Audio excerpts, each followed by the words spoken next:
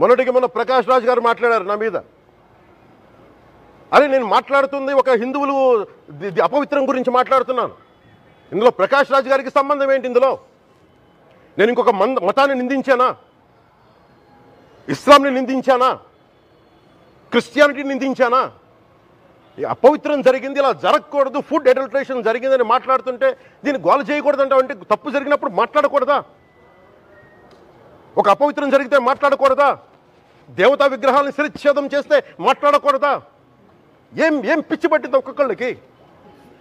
ఎవరి కోసం మాట్లాడుతున్నారు మీరు? ప్రకాష్ రాజ్ కూడా చెప్తా ఉన్నాను, నాకు మీరంటే గౌరవం. I have extreme respect for you. కానీ when it comes to secularism, Prakash Raj గారు, it's a two way, not one. I have extreme respect for you. You know that. మీరు secularism is all it is not వే.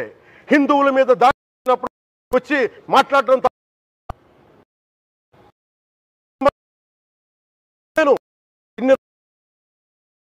మంది కౌలు రైతులకు ఇచ్చాను, ఎంతమంది ముస్లిం ఇస్లాం రైతాంగానికి ఇచ్చాను నేను. ఇదే ఎన్ని మద్రాసాలకి డబ్బులు ఇచ్చాను నేను, 25 లక్షలు 30 లక్షలు ఇచ్చాను. నేను ఇచ్చినవాడిని. నేను నాకు అన్య మతం ఇస్లాం మీద గౌరవం ఉన్నవాడిని, క్రిస్టియానిటీ మీద గౌరవం ఉన్నవాడిని.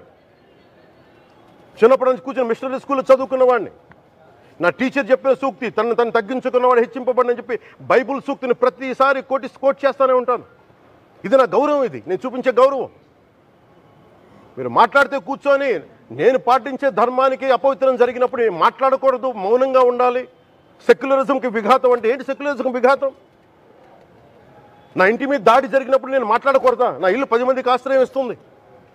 నా సనాతన ధర్మం అన్ని ధర్మాలకి ఆశ్రయం అయితే దానికి దాడి జరిగినప్పుడు, దాని మీద అపవిత్రం జరిగినప్పుడు దానికి కూడా మాట్లాడకూడదంటే ఏం మాట్లాడాలి మీతోటి?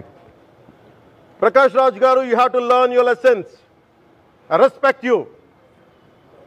It's not just Prakash Raj Garu, all the people who thinks in the name of secularism, you're going haywire. Let me tell you guys, we are extremely hurt. Don't make a mockery out of our sentiments. We are deeply, deeply hurt. It's not fun for you, maybe it might be fun for you.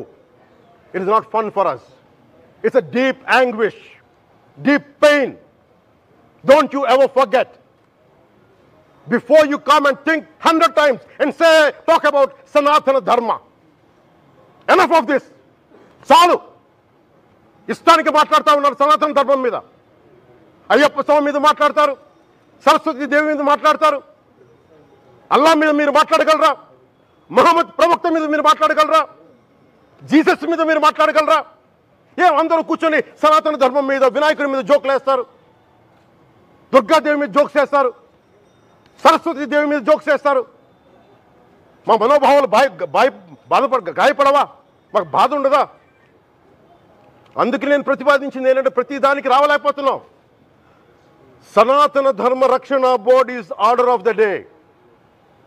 ప్రతిసారి కూర్చోబెట్టి మేము defend చేసుకోలేం. ఇది ప్రతి సగటు హిందువు తాలూకు ధర్మం. ఇదే ఇస్లాం మీద దాడి జరిగితే ఎంతమంది బయటకు వస్తారు? ఎంతమంది నిరసన తెలియజేస్తారు? రోడ్ల మీదకి రమ్మని చెప్పట్లా. కనీసం మీకు కోపం కూడా రాకపోతే మేము ఏం చేస్తాం? గుడికి వెళ్ళే ప్రతి హిందువు బాధ్యత కాదా ఇది? నా ఒక్కరి బాధ్యతైనా, మా బాధ్యతైనా, మీది కాదా? ధర్మాన్ని మీరు పరిరక్షించడానికి మీ బాధ్యత కాదా?